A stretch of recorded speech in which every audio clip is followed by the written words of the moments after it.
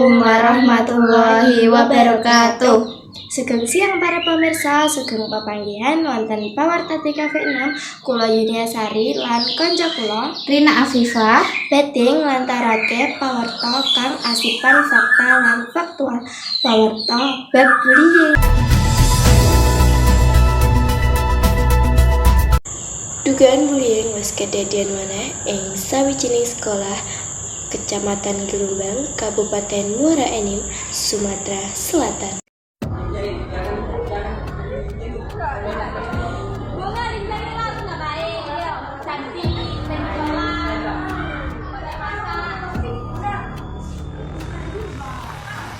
Kedadian kasebut direkam ing kamera dening kanca sekolah.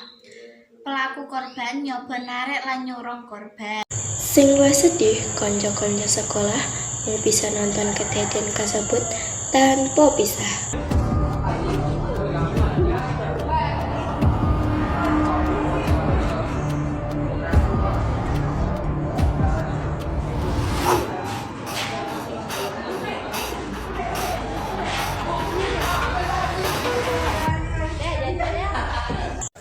Saka katrangan kedadian Selasa 23 Juli 2024 ing SMPN 3 Gelombang.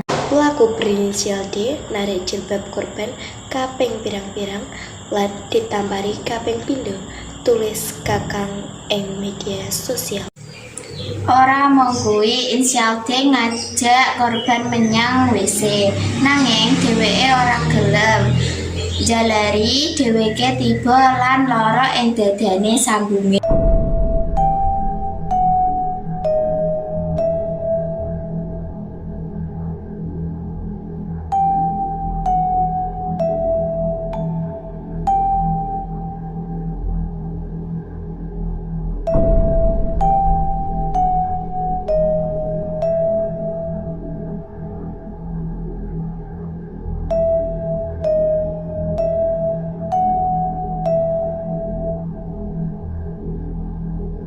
Sing luwih parah, sekolah kasebut dicurigai ngerti kedadian kasebut nanging ora tumindak, tulise. Nganti kabar iki diumumake durung ana kabar klarifikasi saka pihak sekolah utawa aparat ngenani tumindak marang pelaku D.